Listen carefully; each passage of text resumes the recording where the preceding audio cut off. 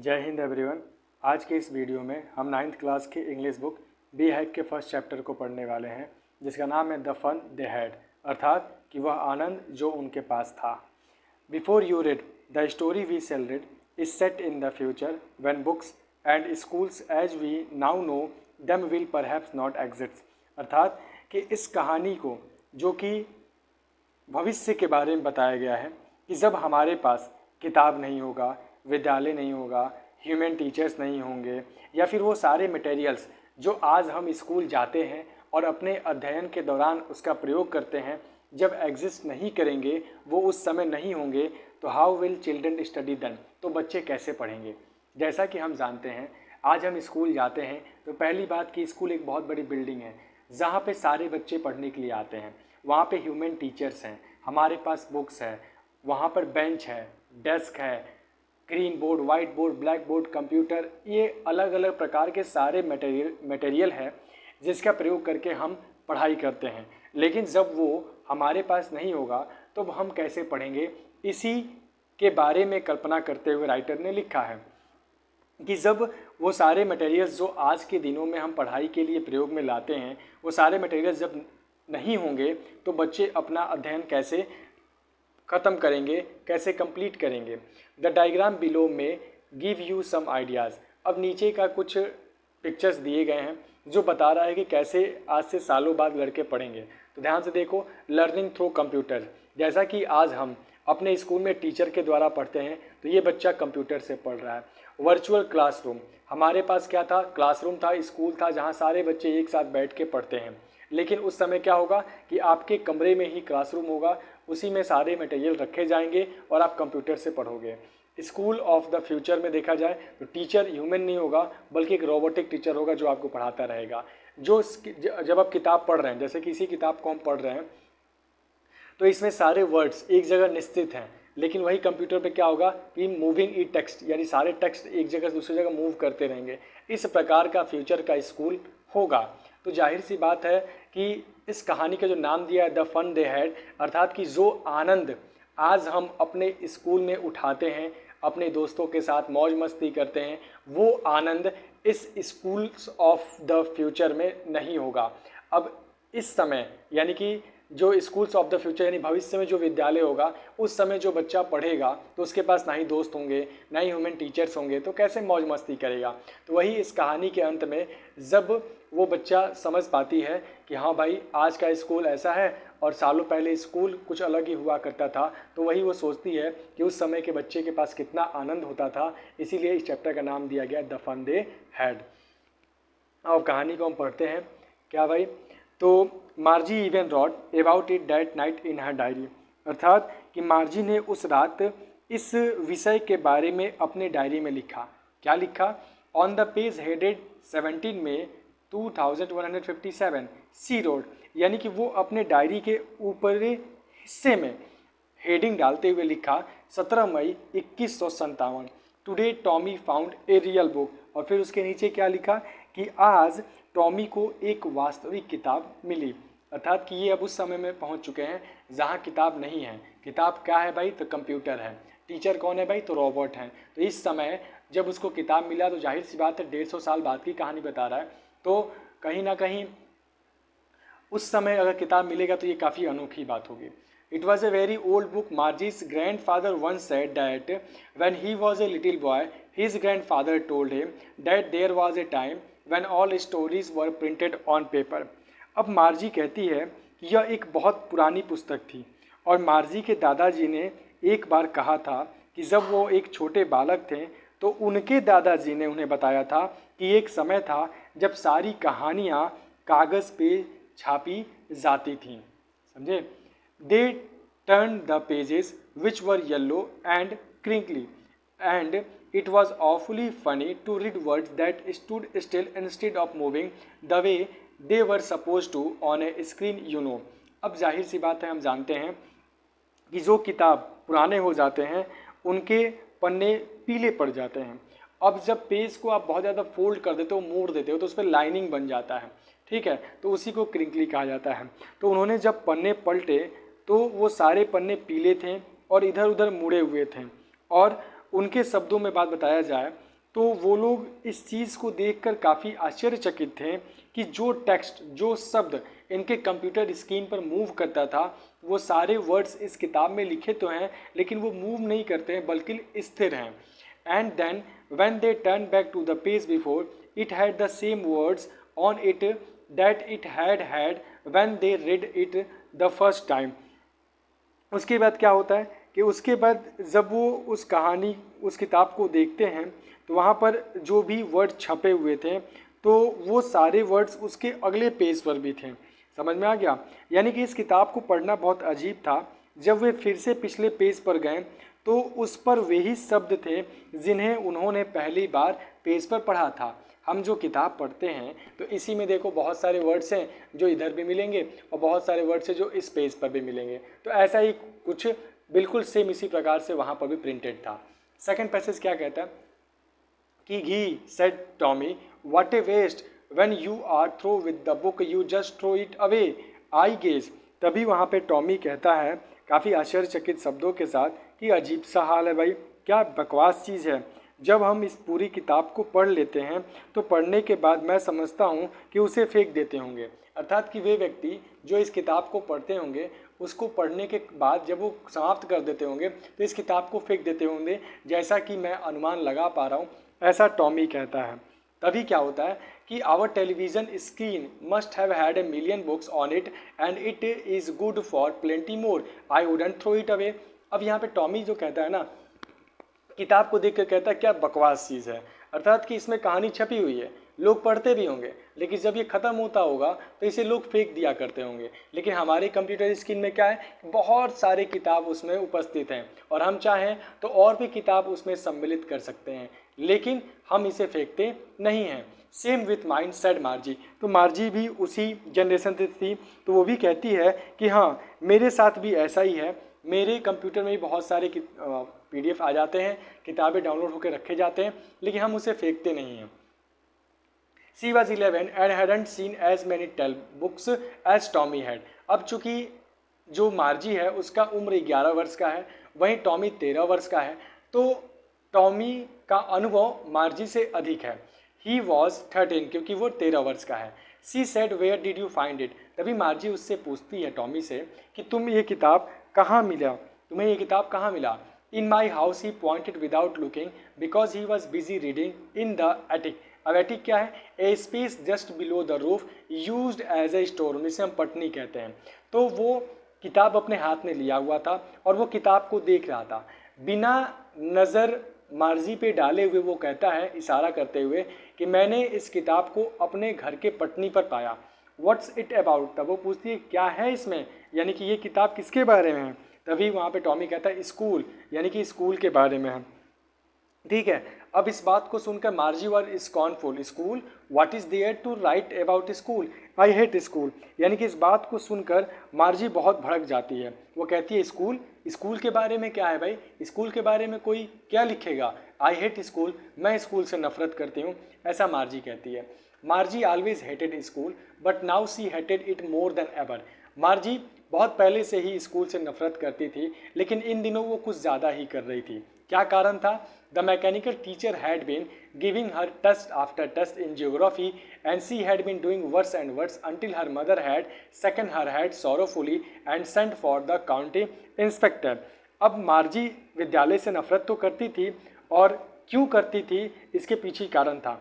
इसके पीछे का कारण ये था कि जो उसके जियोग्राफी सेक्टर के टीचर थे उसे जियोग्राफी में लगातार टेस्ट ले रहे थे और वो उस टेस्ट में अच्छा परफॉर्मेंस नहीं कर पा रही थी और इसीलिए वो बहुत चिंतित थी।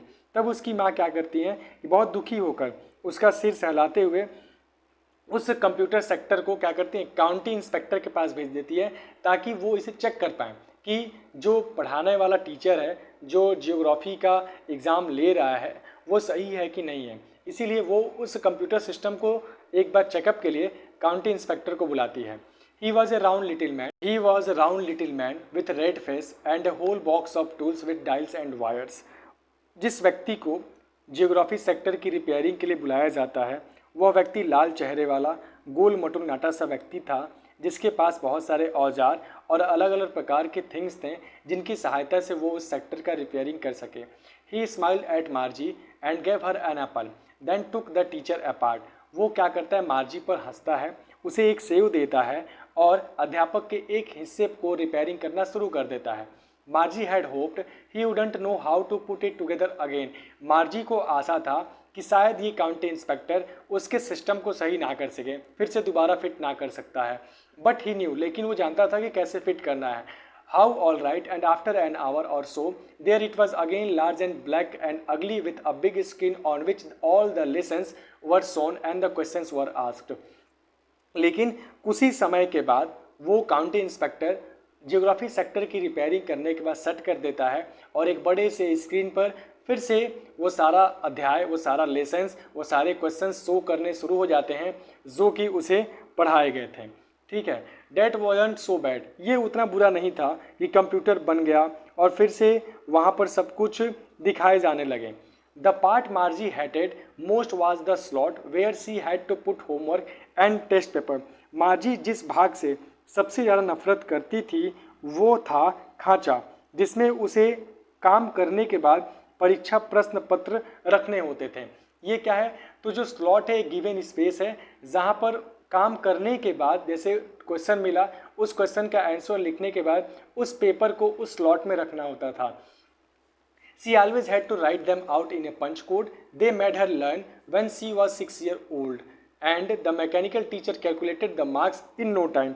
फिर क्या होता है कि उन्हें हमेशा जो आंसर शीट लिखी है, आंसर शीट पे उसने जो भी आंसर दिया है हमेशा पंच कोड लिखना पड़ता था, जो उसे तब सिखाए गए थे जब वो 6 वर्ष की थी और उसे वो स्लॉट में रखती थी। और जो कंप्यूटर टीचर था, जो मैकेनिकल टीचर था, वो बिना किसी समय को लिए उसका मार्क्स कैलकुलेट करके बता दिया करता था। अब जाहिर सी बात है अगर ह्यूमन बीइंग होगा तब तो वो चेक करने में समय लेगा, ये कंप्यूटर है, एक मैकेनिक है, वो बिना किसी टाइम का चेक करके उसे आंसर दे दिया करता था। अब क्या होता है, the inspector had smiled after he was finished and patted Margie's head. अब कार्य समाप्त करने के बाद जो निरीक्षक था, जो आया था रिपेयरिंग करने के लिए, वो मार्जी के सिर को थपथपाता है और हंसता भी है। He said to her mother, "It is not the little girl's fault, Mrs. Jones. I think the geography sector was geared a little too quick." वो मार्जी के माँ से कहता है कि इसमें इस बच्ची का कोई फॉल्ट नहीं है मिसेस जॉन्स, मेरे हिसाब से जियोग्राफी का जो सेक्टर है वो एक गियर अप चला गया था, यानी कि अधिक हो गया था। जैसे हम जानते हैं कि आज हम 6 क्लास में पढ़ रहे हैं और हमसे अगर 7 या फिर 8 क्लास का क्वेश्चन पूछा जाए तो शायद हम उस क्वेश्चन का आंसर अच्छे से नहीं दे पाएंगे, क्योंकि हमने उसके बारे में पढ़ा नहीं है, और देंगे भी तो एक ऐसा आंसर देंगे जो कि उसके लिए उतना सूटेबल नहीं होगा। तो ठीक उसी प्रकार से वो कहता है कि मेरे विचार से जो भूगोल का ये भाग है थोड़ा अधिक तेज़ चल रहा था, इसीलिए वो कुछ डिफ़िकल्ट क्वेश्चन पूछता था जिसका आंसर मार्जी नहीं दे पाते थे। Those things happen sometime, और ऐसा कभी कभार होता रहता है। I have solved it up to an average 10-year level. Actually, the overall pattern of her progress is quite satisfactory. And he patted Margie's head again. और फिर ये कहता है कि अब ये नहीं होगा, मैंने औसतन 10 वर्ष के बच्चे के स्तर का इसका ग्रेड सेट कर दिया है और वो सही तरीके से अब काम करेगा। और कुल मिला के जो भी आपकी लड़की की प्रगति है, जितना भी इसने पढ़ा है अभी तक, वो अच्छा है इसके उम्र के अनुसार देखा जाए तो, ये बात वो कहता है। और फिर वो एक बार फिर से मार्जी के सर को सहलाता है और सहलाते हुए वहाँ से चला जाता है। मार्जी वॉज डिसअपॉइंटेड। अब उसका कंप्यूटर टीचर फिर से बन चुका था, तो मार्जी इस बात से खुश नहीं थी। She had been hoping they would take the teacher away together, क्योंकि उसने सोचा था कि शायद ये जो काउंटी इंस्पेक्टर है वो उसके टीचर को कुछ दिनों के लिए लेकर चला जाएगा। They had once taken Tommy's teacher away for nearly a month because the history sector had blanked out completely, क्योंकि उसने देखा था कि टॉमी के यहाँ जो रिपेयरिंग करने के लिए आए थे उन्होंने टॉमी के हिस्ट्री सेक्टर को लेकर, टॉमी का जो हिस्ट्री सेक्टर है उसको लेकर वो चले गए थे और कई दिनों के बाद वापस ला के दिए थे। तो कुछ समय के लिए उसका हिस्ट्री से बला छूट गया था, तो फिर यही सोचती है कि अगर जियोग्राफी को लेकर चले गए होते जियोग्राफी सेक्टर के टीचर को, तो मैं भी इससे बच जाती। So she said to Tommy, why would anyone write about school. तब मार्जी टॉमी से पूछती है कि कोई भी स्कूल के बारे में क्यों लिखेगा। Tommy looked at her with very superior eyes. अब टॉमी क्या करता है कि उसके तरफ बहुत ही सावधानीपूर्वक देखता है, ठीक है, बहुत ही ध्यान से उसे देखता है। Because it is not our kind of school stupid, this is the old kind of school that they had hundreds and hundreds of years ago. तभी वहाँ पे टॉमी उसको देखकर कहता है, अरे भाई ये हमारे जो स्कूल हैं, जिस प्रकार के स्कूल में हम पढ़ते हैं वो वैसा स्कूल नहीं है स्टूपिड, बल्कि ये सैकड़ों साल होने वाला स्कूल था। ही एडेड लॉफ्टली, लॉफ्टली का मतलब लॉफ्टली का मतलब होता है काफ़ी खींच कर किसी बात को बोलना। तो टॉमी क्या कहता है कि ये हमारे जैसा स्कूल नहीं है मूर्ख, ये उस प्रकार का स्कूल है जो आज से सैकड़ों वर्ष पहले हुआ करता था। ठीक है, अब वो बहुत ही खींच कर ऐसे बोलता है, pronouncing the word carefully centuries ago, वो कहता है कि सैकड़ों साल पहले हुआ करता था। मार्जी वॉज हर्ट, अब ऐसा जब मार्जी सुनती है तो मार्जी को थोड़ा बुरा लगता है। ठीक है, well I don't know what kind of school they had all that time ago, she read the book over his shoulder for a while then said anyway they had a teacher। अब उसके बाद क्या होता है, ठीक है मुझे नहीं पता उस समय पहले किस प्रकार के स्कूल हुआ करते थे। उसने कुछ समय तक टॉमी के कंधे के ऊपर पुस्तक फिर कहा देखा पढ़ा और फिर उसको देखकर पूछा ना कि उनका एक अध्यापक भी था। उस टॉमी ने कहा कि उनका एक अध्यापक भी था। अब आगे आते हैं, sure they had a teacher but it wasn't a regular teacher it was a man. तभी क्या होता है कि जब टॉमी इस बात को कहता है कि उनका एक अध्यापक भी था तो निश्चित रूप से उनका अध्यापक एक होता था, किंतु लेकिन ये हमारे जो कंप्यूटर और मैकेनिकल टीचर हैं वैसा कोई टीचर नहीं थे, बल्कि ये ह्यूमन बीइंग हुआ करते थे, ऐसा टॉमी कहता है। A man, how could a man B a teacher. तब मार्जी कहती है कि एक व्यक्ति अध्यापक कैसे हो सकता है। तो well he just told the boys and girls things and gave them homework and asked them question. तभी टॉमी कहता है वो बच्चों को पढ़ाता था, चाहे वो लड़का था या फिर लड़की हुआ करती थी, और सबको पढ़ाने के बाद वो उनसे होमवर्क देते थे और उनके होमवर्क देने के बाद उसे चेक भी किया करते थे, क्वेश्चन भी पूछा करते थे।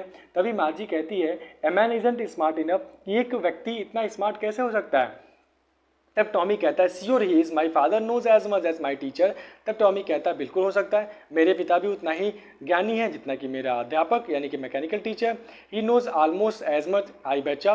तभी वो कहता है कि मैं सच लगा सकता हूँ कि वो उतना ही जानते हैं जितना कि मेरा मैकेनिकल टीचर जानता है। Margie wasn't prepared to dispute that. अब मार्जी इसके बारे में बहस करना नहीं चाहती थी। She said I wouldn't want a strange man in my house to teach me. तब वो कहती है कि मैं तो कतई नहीं चाहूँगी कि कोई व्यक्ति जिसे मैं जानती तक नहीं वो मेरे घर पे आकर मुझे पढ़ाए। Tommy screamed with laughter, Tommy हंसना शुरू कर देता है। You don't know much Margie, the teachers did not live in the house, they had a special building and all the kids went there. तभी टॉमी हंसते हुए कहता है अरे भाई ये वैसे टीचर नहीं थे जो हमारे घर में आकर रहेंगे और पढ़ाएंगे, बल्कि इनका एक अपना स्पेशल बिल्डिंग हुआ करता था। वो स्कूल के बारे में बोल रहा है जहाँ सारे बच्चे जाते थे, टीचर आते थे और उन्हें पढ़ाया करते थे। Sure if they were the same age, और ध्यान रहे उनकी उम्र भी एक हुआ करता था। जैसे कि नर्सरी में पढ़ने वाले बच्चों का उम्र एक होता है, 1 2 3 4 5 6 7 8 में पढ़ने वाले बच्चों का देखा जाए तो सभी क्लास का उम्र अलग अलग होता है। जैसे आप 9th क्लास में हो तो आप भी 13-14 साल के होंगे और आपके स्टूडेंट भी सभी आपके उम्र के आसपास ही होंगे। But my mother says a teacher has to be adjusted to fit the mind of each boy and girl it teaches and that each kid has to be taught differently. तभी Margie कहती है कि मेरी माँ तो कहती हैं कि अध्यापक को बच्चों के मानसिकता के अनुसार बदलना पड़ता है। जिस प्रकार का वो ज्ञान लेना चाहे वो हंस कर ले, खेल कर ले या फिर अलग अलग तरीके से कहानी सुनाकर, तो टीचर का जिम्मेदारी क्या होता है कि वो बच्चों के योग्यता और बच्चों के मानसिकता और उनके मनोरंजन के अनुसार ढल कर उनको पढ़ाए। ठीक है, just the same they didn't do it that way then if you don't like it you don't have to read the book. ठीक है, तभी वहाँ पे वो कहता है कि हाँ भाई बिल्कुल ही ऐसा ही सब काम वहाँ हुआ करता था। क्या वो ऐसा नहीं करते थे? तभी वहाँ पे टॉमी कहता है देखो अगर तुम नहीं जानते हो तो इस बुक को कुछ पढ़ो मत, चलो वापस दे दो मुझे। ठीक है, ऐसा टॉमी उसको फटकार लगाते हुए कहता है क्योंकि वो फालतू क्वेश्चन पूछ रही थी। I didn't say I didn't like it, मार्जी said quickly. तभी मार्जी कहती है तुरंत कि मैंने ऐसा तो नहीं कहा कि मैं इस किताब को पसंद नहीं करती हूँ। She wanted to read about those funny schools, वो चाहती थी उन दिनों के इस मनोरंजक भरे विद्यालय के बारे में पढ़ने के लिए चाहती थी। They weren't even half finished when Margie's mother called Margie school. अभी उसने आधा ही नहीं पढ़ा था तब तक उसकी माँ कहती है कि मार्जी चलो स्कूल का टाइम हो गया। मार्जी looked up, not yet mama. तभी वो चिल्लाकर कहती है कि नहीं ममा, अभी नहीं। Now said Mrs Jones and it's probably time for Tommy too. तभी मार्जी की माँ कहती है कि टॉमी, तुम्हारे भी स्कूल का समय हो चुका है। Margie said to Tommy, can I read the book some more with you after school. तब मार्जी टॉमी से कहती है, क्या स्कूल पढ़ने के बाद, यानी कि आज का जो स्कूल है कंप्यूटर वाला, इस स्कूल को ख़त्म करने के बाद क्या हम इस किताब के बारे में मैं फिर से पढ़ सकती हूँ। तभी टॉमी कहता है, maybe he said nonchalantly. वो कहता है हाँ हाँ ठीक है, टाइम मिला तो पढ़ लेंगे। He walked away whistling. अब वो क्या करता है, सिटी बजाते हुए वहाँ से निकल जाता है। The dusty old book tucked beneath his arm, यानी कि किताब को अपने हाथ के नीचे दबा लेता है और गुनगुनाते हुए वहाँ से चल पड़ता है। Margie went into the classroom. It was right next to her bedroom and the mechanical teacher was on the waiting for her. मार्जी अपने स्कूल रूम में जाती है और वो स्कूल रूम इसके बेडरूम के बगल में ही था। वहाँ मैकेनिकल टीचर तैयार था और उसकी प्रतीक्षा कर रहा था। It was always on at the same time every day except Saturday and Sunday.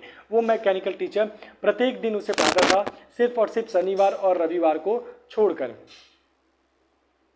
ठीक है, because her mother said little girls learned better if they learn at regular hours. अब उनका मानना ये है कि मार्जी का मम्मी का जो मानना ये है कि बच्चे अगर एक निश्चित समय पर पढ़ते हैं तो उनका निश्चित समय पर पढ़ने से ज्ञान बढ़ता है, यानी कि वो समान स्तर से अधिक ज्ञान हासिल कर सकते हैं।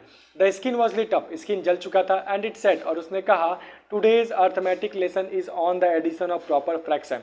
स्किन जला था, वहाँ से आवाज़ आता है कि आज हम अर्थमेटिक चैप्टर पढ़ने वाले हैं और इसमें हम प्रॉपर फ्रैक्शन सीखेंगे।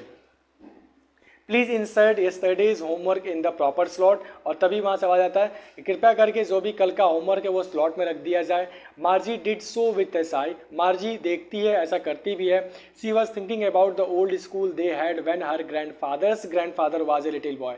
लेकिन वो सारे काम करते समय वो उस स्कूल के बारे में सोच रही थी जो इसके दादाजी के दादाजी जहाँ जाके पढ़ा करते थे। अर्थात कि भले मार्जी अपने काम को कर रही है लेकिन ध्यान अभी भी इसके पूर्वजों के समय का जो विद्यालय था उसके बारे में ही वो सोच रही थी। All the kids from the whole neighbourhood came laughing and shouting in the schoolyard, sitting together in the school room, going home together at the end of the day। वो सोचती है कि सभी आस पड़ोस के लड़के एक साथ स्कूल जाते होंगे, एक साथ हंसते चिल्लाते हुए स्कूल के आंगन में शोर मचाते होंगे, एक साथ बैठकर क्लास में पढ़ा करते होंगे और छुट्टी होने के बाद एक साथ सब मुस्कुराते हुए घर भी जाते होंगे। They learned the same things so they could help one another with the homework and talk about it। चूँकि वो सारे बच्चे एक क्लास में पढ़ने वाले सारे बच्चे एक ही टॉपिक को पढ़ते होंगे तो सबको वो नॉलेज होता होगा, तो एक दूसरे से वो भी पूछते भी होते होंगे। ठीक है, पूछते भी थे। लेकिन जैसे हम आज पढ़ते हैं, अगर आप 9th क्लास में हो तो अगर आपके 9th क्लास में 50 बच्चे हैं तो सभी बच्चे इंग्लिश पढ़ रहे हैं तो आपको कोई प्रॉब्लम हुआ तो आप उनसे पूछ भी सकते हो। लेकिन इसके यहाँ क्या था, इसके यहाँ ना कोई ह्यूमन टीचर है, रोबोटिक टीचर है, अपना काम किया और पढ़ा दिया। अगर आप सीख गए तो ठीक है, नहीं तो फिर अब अगले टॉपिक का इंतजार करें। And the teachers were people, और फिर सोचती है कि अध्यापक भी इंसान हुआ करते थे। The mechanical teacher was flashing on the screen when we added fraction 1/2 and 1/4। और तभी मैकेनिकल टीचर अपने स्क्रीन को फ्लैश करते जलाते हुए उस पर शो कराता है क्वेश्चन और कहता है कि अब हम जोड़ने वाले हैं, सीखने वाले हैं 1/2 + 1/4। मार्जी was thinking about how the kids must have loved it in the old days. लेकिन मार्जी तो उन बच्चों के बारे में सोच रही थी जो उन दिनों बिल्कुल अच्छे तरीके से हंसते खेलते मुस्कुराते हुए उन दिनों को प्यार करते हुए खेलते हुए पढ़ाई किया करते होंगे। She was thinking about the fun they had.